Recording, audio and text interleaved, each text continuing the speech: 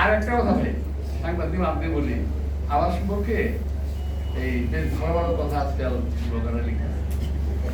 তো এখন আমি মনে মনে খুব চিন্তা করলাম, তারা আমার যেভাবে অনেক কথা লিখতেছে, খুব আজে বাজে কথা লিখতেছে, মনটা খারাপ হয়ে যায়, আসলে খারাপ হয়ে যায়।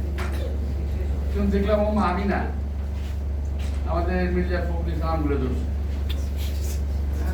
তারপরে দেখলাম খসরু সাহেবেরও ধরছে, তারপরে দেখলাম সালাউদ্দিন সাহেবেরও ধরছে, আমার ভাতিজা ইশতাক সাহেবের ইশতাকটা ধরছে।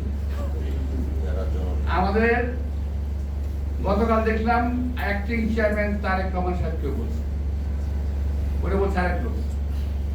অর্থাৎ আপনি খেয়াল করে রাখেন,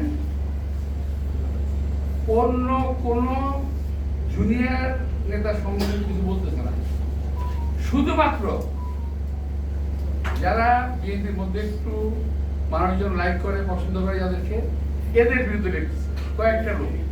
এবং আমি মনে করি এই লোকগুলো দেশ এবং জাতির শত্রু।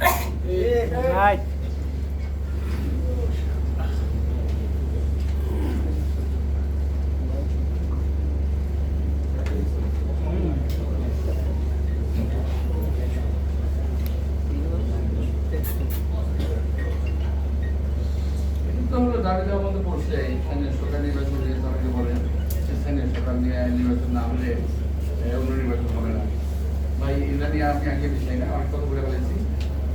তো যা যা বলছি এটাকে যদি সমাজ জামান দিয়ে আপনি লিখতে পারেন মানে পারবো, নাহলে কিন্তু ব্লগাররা যে কি করবো এটা জানে পোস্টমর্টেম কইরা এক এক অংশ এক জায়গায় ফেলাই দেবো নিয়ে। তো এটা দিয়ে আপনি যদি দেখেন, যদি পান, আপনি কিন্তু একটা প্রতিবাদ করেন দয়া করে প্লিজ।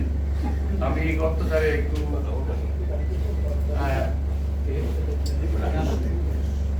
আমি একটু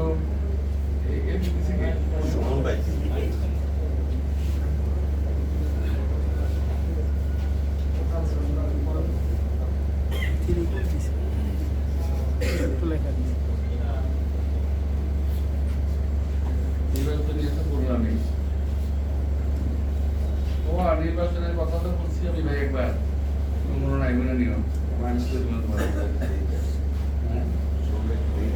যাই হোক। তো এখন আরেকটা বিষয় হলো কি, অবিভক্ত ঢাকার মেয়র ছিলাম না এক সময় আমি। তো আমার মনে হয় খারাপ চালিয়ে দিবি সময় আমার মধ্যে মানে এখন যে আপনার দেখতেছেন না যে কামান দিয়ে মশা মারতেছে। আচ্ছা ধরেন এই কামান গুলি না থাকতো আমি কিন্তু এই কামান কিন্তু আমি আনছিলাম ইম্পোর্ট করে শিবাগিরি এবং রোল্যান্ড কোম্পানি থেকে আমি আনছিলাম 50টা প্রথম।